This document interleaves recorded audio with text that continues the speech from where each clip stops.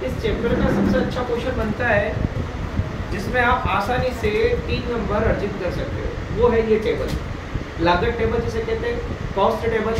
Cost table में total अल्पकाल की अगर बात करें तो अल्पकाल में कितनी लागतें होती है।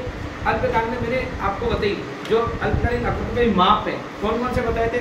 सबसे पहले मैंने बताई थी कुल लागत। कुल लागत के कितने भाग हो गए? 2। कुल लागत के 2 भाग कौन कौन से? कुल परिवर्तनशील लागत, कुल स्थिर लागत। और मैंने ये भी बताया था कि कुल स्थिर लागत का संबंध उत्पादन मात्रा से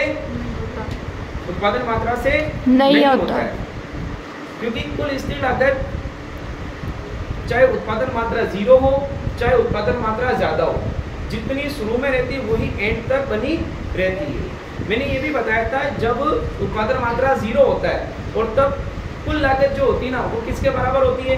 कुल स्थिर लागत के बराबर होती है। क्लियर है? यहाँ तक मैंने आपको समझाया था। फिर मैंने कहा था कि कुल परिवर्तनशील लागत की अगर बात करें तो कुल परिवर्तनशील लागत जो है वो उत्पादन मात्रा से संबंधित होती है। अगर उत्पादन मात्रा 0 हो जाए तो कुल परिवर्तनशील लागत क्या हो जाएगी? 0 हो जाएगी। और अगर कुल उत्पादन मात्रा बढ़ती है तो कुल परिवर्तनशील लागत भी बढ़ने लग जाएगी। चीज समझ में होगी? वापस मैं रिपीट कर रहा हूँ, क्या बताया मैंने कि कुल परिवर्तनशील लागत का संबंध किससे होता है? उत्पादन मात्रा से होता है। उत्पादन मात्रा अगर 0 होगी तो कुल परिवर्तनशील लागत भी 0, यानी कि 0 उत्पादन स्तर पर कुछ लागत होती है क्या? कुल लागत किसके बराबर होगी? अच्छा, कौन सी लागत उत्पादन मात्रा 0 होने पर भी कुछ ना कुछ होती है? कौन सी लागत उत्पादन मात्रा 0 होने पर भी कुछ ना कुछ होती है? सीधा सीधा 1 नंबर का क्वेश्चन है। कौन सी लागत? मैंने क्या बताया? उत्पादन मात्रा से कौन सी लागत संबंधित नहीं होती? कुल स्थिर लागत। कौन सी लागत? तो कुल स्थिर लागत का संबंध उत्पादन मात्रा से नहीं होता। अतः उत्पादन मात्रा 0 होने पर कुल स्थिर लागत कुछ ना कुछ होती है और कुल लागत भी उसी के बराबर होती है। क्लियर है? यहाँ तक कोई डाउट है? फिर मैंने बताया था औसत लागत, जो लागतों के माप है उसमें बताई थी औसत लागत। औसत लागत कितने प्रकार की होती है? कितने इसमें जोड़ होते हैं? 2। औसत स्थिर लागत और औसत परिवर्तनशील लागत। फिर उसके बाद नेक्स्ट मैंने बताई थी सीमांत लागत। तो ऐसे करके अपनी टोटल कितनी लागतें हो जाती है? 7 लागतें। अब 7 लागतों में जो आपका क्वेश्चन बनता है वो एक क्वेश्चन इस तरह से बनेगा कि आपको इधर उत्पादन की इकाइयां दे देगा और इधर क्या दे देगा?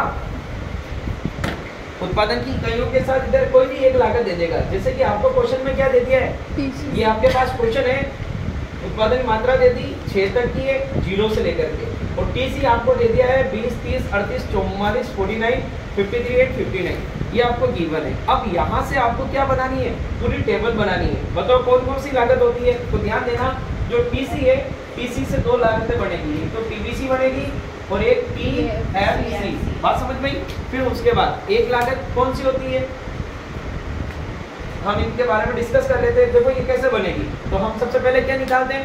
टीएफसी निकालते हैं। मुझे ये बताओ उत्पादन की इकाई है कितनी है? 0। जब उत्पादन मात्रा 0 होती है, जब उत्पादन मात्रा 0 होती है, जो तब टीसी जो होती है ना वो किसके बराबर होती है? चलो उसको छोड़ो। उत्पादन मात्रा 0 होने पर कुल परिवर्तनशील लागत भी कितनी होती है? 0 होती है। क्यों? क्योंकि इसका संबंध उत्पादन मात्रा से होता है, और उत्पादन इकाई 0 होने पर ये भी क्या हो जाएगी? 0। अब बताओ टीसी किस किस का योग होता है? टीसी, टीबीसी और टीएफसी का योग होता है। तो बताओ टीसी यहाँ पर कितनी है? 20। तो टीबीसी यानी कि 0 में मैं क्या जोड़ूं कि 20 हो जाए? तो 0 में क्या जोड़ेंगे? 0 में 0 जोड़ेंगे तो 20 होगा। अरे 0 में 20 जोड़ेंगे तो 20 आएगा ना। या मैं यूं कहूँ कि फॉर्मूला क्या बनता है? देखो यहाँ पर मैं फॉर्मूला करके बता रहा हूँ, ध्यान देना। टीसी का फॉर्मूला क्या था? टीसी बराबर टीवीसी प्लस टीएफसी। अब बताओ टीसी का भी कितनी दे रही 0 इकाई पर? 20। और अभी अभी मैंने बताया जब उत्पादन मात्रा 0 तो टीवीसी कितना हो जाता है? 0 हो जाता है। तो ये हो गया 0। तो बताओ यहाँ क्या बच गया? टीएफसी। तो देखो ये 20 बराबर क्या हो जाएगा?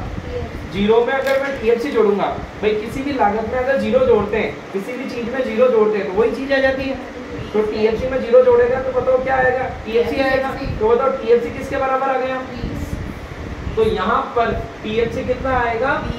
अब मैंने क्या बताया, TFC मतलब कि कुल स्थिर लागत उत्पादन की प्रत्येक इकाई पर क्या होती है, स्थिर होती है। उत्पादन की प्रत्येक इकाई पर क्या होती है, यथा स्थिर होती है। तो अब बताओ, ये जब 0 पर 20 है तो उत्पादन की पहली इकाई पर भी 20 होगी, दूसरी पर भी 20, तीसरी पर भी 20, यानी ये कंटिन्यू कितनी रहेगी, 20 के बराबर रहेगी। तो देखो ये आपकी एक टेबल कंप्लीट हो गई। कौन सी वाली टेबल कंप्लीट हो गई, TFC।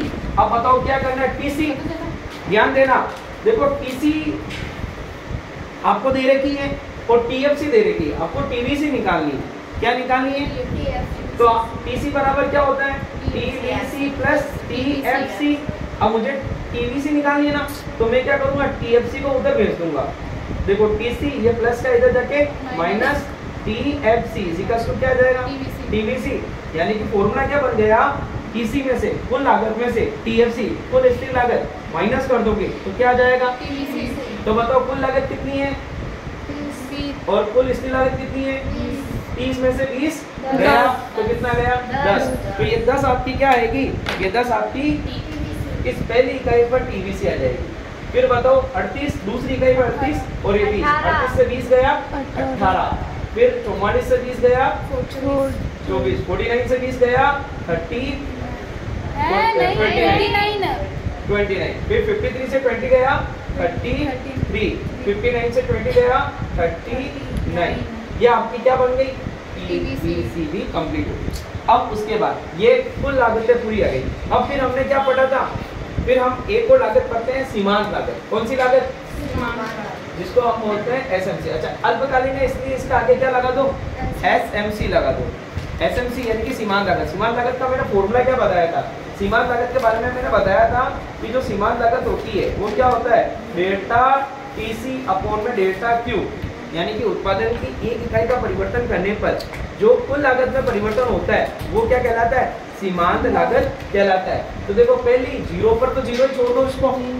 अब देखो उत्पादन की एक इकाई बढ़ी, 0 से 1 हुई, तो देखो कुल लागत में कितना परिवर्तन हुआ, 20 से 30 हो गया, कितना परिवर्तन हुआ, 10 का। तो देखो यहाँ मैंने 10 लिखा। फिर देखो उत्पादन की एक और इकाई बढ़ी, एक इकाई का परिवर्तन, इधर देखो 1 से, तो देखो कुल उत्पादन क्या हुआ, 30 से 38 हो गया। तो बताओ कितना परिवर्तन हुआ, 8 का। फिर देखो 2 से 3 हुआ, एक इकाई बढ़ी, तो 38 से ये क्या हो गया, 44, तो मतलब कितनी इकाइयाँ, कितनी लागत बढ़ी, 6 रुपए। फिर देखो यहाँ 3 से 4 हुआ, तो ये 44 से 49 हो गया, कितने रुपए बढ़े।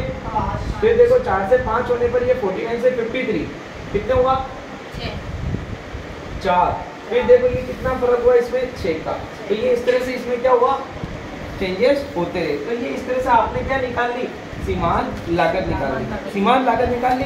अब सीमांत लागत के बाद, सीमांत लागत जब आप निकालते हो तो उसके बाद में आपके पास क्या आती है, औसत लागतें। तो औसत लागतें कितनी होती हैं, तो औसत लागतें देखो, अल्पकालीन औसत लागत, ये इसके कितने भाग होते हैं, या इसके कितने, ये कितनों से मिलकर के बनी होती है। तो मैंने बोला था ये AFC और ABC से मिलकर के बनी होती है, यानी इन दोनों का योग क्या होता है, SAC होता है। जैसे कि देखो TVC और TFC, और मैं यहाँ पर लिख रहा हूँ AFC और यहाँ लिख रहा हूँ ABC।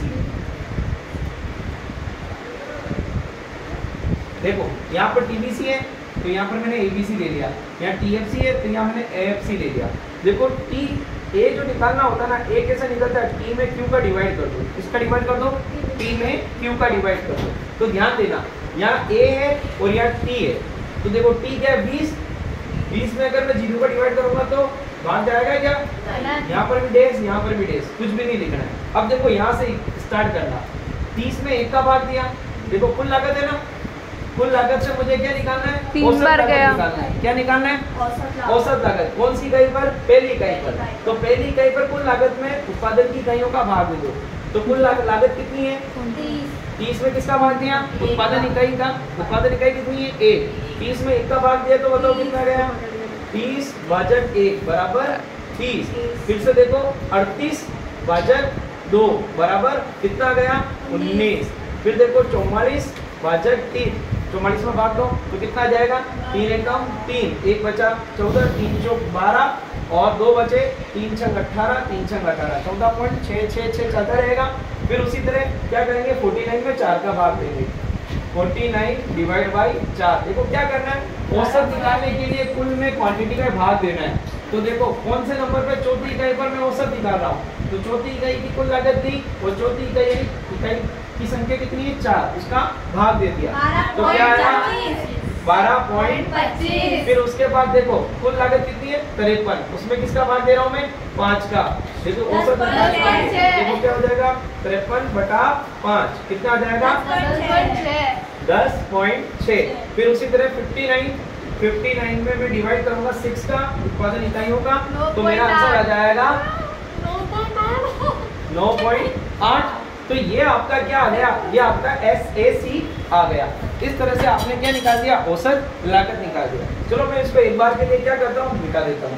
अरे सर जल्दी खत्म करो ना, आपने बोला 2 मिनट का है। उसके बाद क्या करेंगे, उसके बाद अपन ABC निकालेंगे। ABC कैसे निकालते हैं, इससे 10